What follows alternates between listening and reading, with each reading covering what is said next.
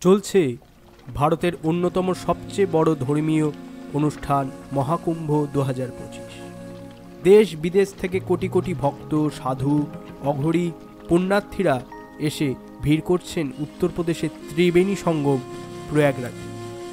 উদ্দেশ্য প্রধানত একটাই, পুণ্যলগ্নে গঙ্গা স্নান করে নিজের সব পাপ ধুয়ে নেওয়া। তবে এই বছরের কুম্ভ অন্যান্য বছরের তুলনায় একটু অন্যরকম। জ্যোতিষ বিশেষজ্ঞরা বলছেন 144 বছরে একবার এমন বিরল যোগ আসে, তাই তো কুম্ভের নাম মহাকুম্ভ।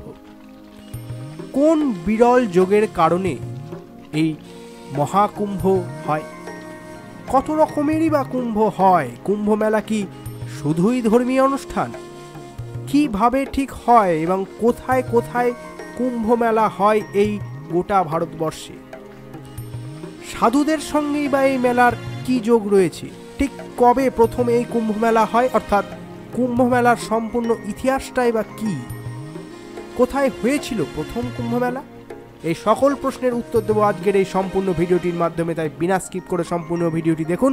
এবং দ্বিতীয় পৃথিবী চ্যানেলটিতে যদি নতুন হয়ে থাকেন তাহলে অবশ্যই সাবস্ক্রাইব করে পাশে থাকা বেল আইকনটি অল করুন, তাহলে সবার আগে এই ধরনের ইন্টারেস্টিং ভিডিওর নোটিফিকেশান সবার আগে আপনার ফোনে পৌঁছে যাবে। আগের দিন বলেছিলাম কাল ভৈরবের কথা, এবং কাল ভৈরব নিয়ে সেকেন্ড পার্ট আমরা খুব শিগগিরই আবার পরবর্তী দিনে আনছি, তাই অবশ্যই এখনও সাবস্ক্রাইব না করা থাকলে করে নিন সেই ভিডিওর নোটিফিকেশান সবার আগে। কাল ভৈরব নিয়ে আর একটু স্টাডির দরকার, সেই কারণে আমরা স্থগিত রেখেছি এই কাল ভৈরবের ভিডিওটি, এটি পরবর্তী সপ্তাহে আসছে। তাহলে চলুন জেনে নেওয়া যাক কোথায় কোথায় এই কুম্ভ মেলা হয়, কেনই বা হয়, কেই বা শুরু করেছিল, সবটা জানা যাক। শুরু করা।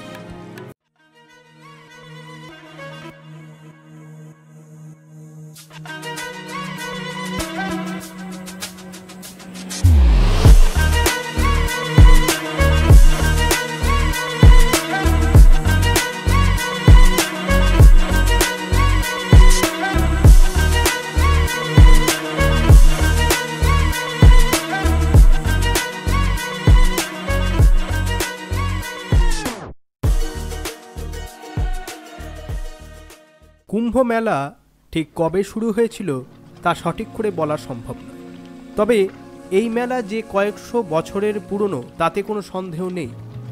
অনেকের মতে অষ্টম শতাব্দীতে হিন্দু দার্শনিক ও সাধু আদি শঙ্করাচার্য ভারত জুড়ে মঠ প্রতিষ্ঠা ও ধর্মীয় সমাবেশ শুরু করে।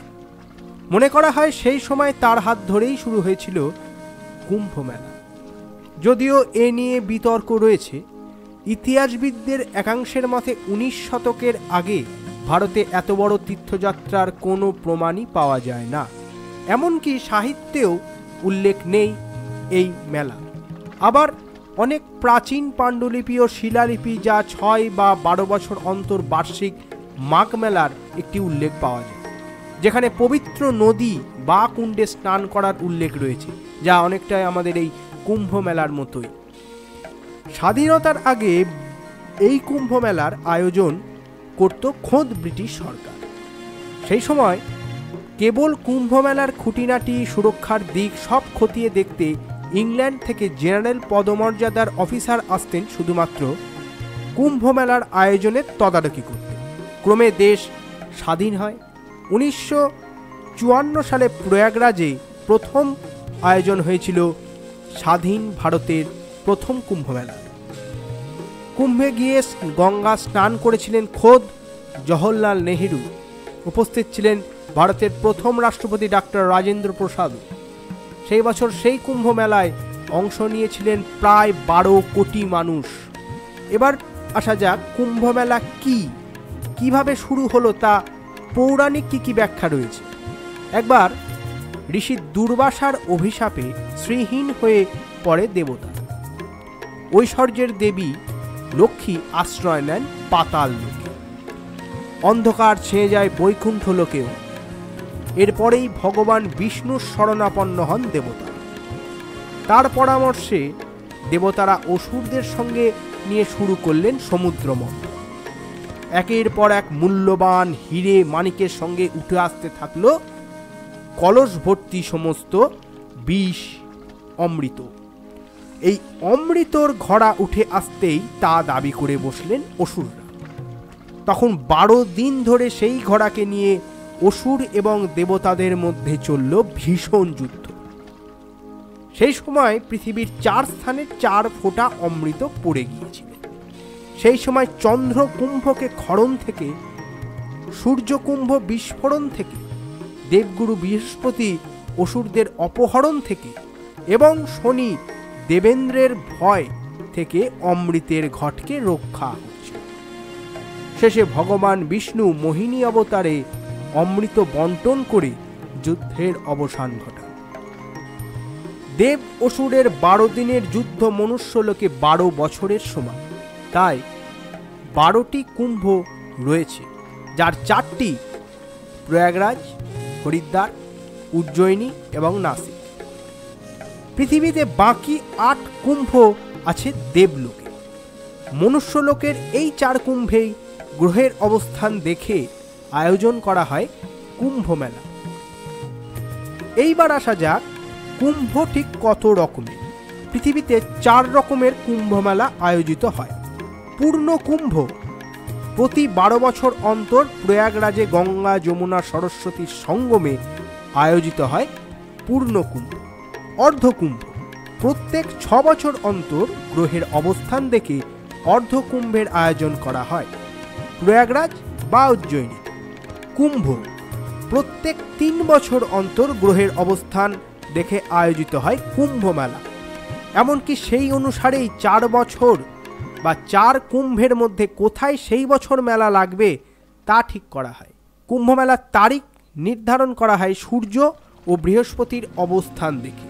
কখন ও কোথায় কুম্ভ মেলার আয়োজন করা হবে তা নির্ধারণ করা হয় গ্রহ এবং রাশিচক্রের অবস্থান দেখে। বৃহস্পতি বৃষ রাশিতে এবং সূর্য মকর রাশিতে থাকলে প্রয়াগে মেলার আয়োজন করা হয়। যখন সূর্য মেষ রাশিতে থাকে এবং বৃহস্পতি কুম্ভ রাশিতে থাকে তখন হরিদ্বারে কুম্ভ মেলার অনুষ্ঠিত হয়।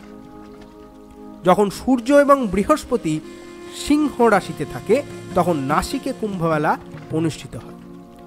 আর বৃহস্পতি যখন সিংহ রাশিতে এবং সূর্য মেষ রাশিতে থাকে তখন উজ্জয়িনীতে কুম্ভের আয়োজন করা হয়। এছাড়াও যে শেষ কুম্ভ তা হচ্ছে মহাকুম্ভ। এবারে এই বছরের মূল আকর্ষণ মহাকুম্ভের।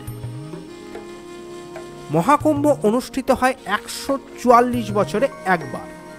জ্যোতিষশাস্ত্র অনুসারে মেষ রাশির চক্রে বৃহস্পতি, সূর্য ও চন্দ্র মকর রাশিতে প্রবেশ করলে মহাকুম্ভের আয়োজন করা হয়।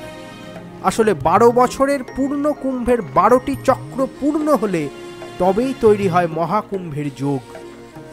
বিশেষজ্ঞদের মতে কেউ খুব ভাগ্যবান হলে নিজের সারা জীবনে একবার এই মহাকুম্ভে যাওয়ার সুযোগ পান।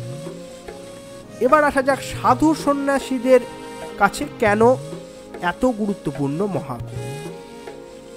কেবল মহাকুম্ভই নয়, নাগা, সাধু, সন্ন্যাসী, অঘরীদের কাছে খুবই গুরুত্বপূর্ণ এই কুম্ভ। এই সময় নিজের ব্রহ্মচারী দশার কঠোর ত্যাগের পরে নাগা সাধু হওয়ার যোগ তৈরি হয়। অঘরীরাও বিশেষ যোগের সময় নানা ধরনের পুজো পাঠ সাধনা করে থাকেন। বিশ্বাস কুম্ভ মেলায় 40 দিন ধরে কল্পবাসের পরে সাধনা করে পূর্ণ লগ্নে গঙ্গা মহাস্নান করলে মোক্ষ লাভ হয়। তাই দেশ বিদেশ থেকে সকলে এসে ভিড় জমান এই কুম্ভ মেলায়। পৌরাণিক বিশ্বাস মহাকুম্ভের সময় পৃথিবীতে স্বর্গের দরজা খুলে যায়, দেবতারাও পৃথিবীতে নেমে আসেন এবং পবিত্র সঙ্গমে স্নান করেন। শিবপুরাণ অনুসারে ভগবান শিব, দেবী পার্বতী এবং কৈলাসের অন্যান্য বাসিন্দারা মাঘ পূর্ণিমার দিনে ছদ্মবেশে কুম্ভে আসেন। জ্যোতিষীরা বলেছেন এই সময়ে সূর্য, শনি, চন্দ্র ও বৃহস্পতির অবস্থান সাগর মন্থনের সময় যেমন ছিল ঠিক তেমন। এটি পৃথিবীর চৌম্বক ক্ষেত্র বৃদ্ধি করে এবং মানব দেহে ইতিবাচক প্রভাব ফেলে। এই মহাকুম্ভ মেলা আধ্যাত্মিকতার পাশাপাশি বস্তুগত দিক থেকেও উপকার। এইবার আসা যাক কুম্ভ মেলা এবং এই কুম্ভ মেলার ফলে কি কি অর্থনৈতিক উন্নতি ঘটে ভারতে? সরকারের অনুমান এবারে প্রায় 40 থেকে 45 কোটি ভক্ত সমাগম ঘটবে এই কুম্ভ মেলায়। ফলে সেইভাবেই প্রস্তুত রয়েছে প্রশাসন। এত বড় মেলার আয়োজন সুরক্ষা নিশ্চিত করা যেমন ঝামেলার, তেমনি আরেক দিক থেকে আশার আলো দেখছে কিন্তু প্রশাসন। অর্থনৈতিক বিশেষজ্ঞদের মতে পর্যটন ব্যবসায় ভালো গতি আসবে। আশা 45 মেলাকে কেন্দ্র করে বাবদ অনেক 50,000 কোটি টাকা লাভ। উত্তরপ্রদেশের মুখ্যমন্ত্রী যোগী আদিত্যনাথ সরকারের ঘরে রাজস্ব আসতে পারে 40 কোটি পুণ্যার্থী, গড়ে লাভবান হবে। টাকাও খরচ থেকে মাঝারি ব্যবসায়ী, তবে 2 লক্ষ কোটি টাকার বিশেষজ্ঞদের একাংশের মেলার আয়োজনে প্রশাসনের লাভ শুধু রাজ্যের অর্থনীতিকে নয়, বরং দেশের জিডিপিকেও 1% বাড়িয়ে দিতে পারে। আশা করি সম্পূর্ণ ভিডিওটি ভালো লাগলো। যদি আপনি কুম্ভ মেলায় গিয়ে থাকেন তাহলে অবশ্যই কমেন্টে জানান, এবং কেমন লাগছে সেখানে গিয়ে সবটাই জানান আমাদের কমেন্টে, এবং আশা রাখি আপনার দিনগুলি ভালো কাটবে সেখানে। দেখা হবে পরবর্তীতে।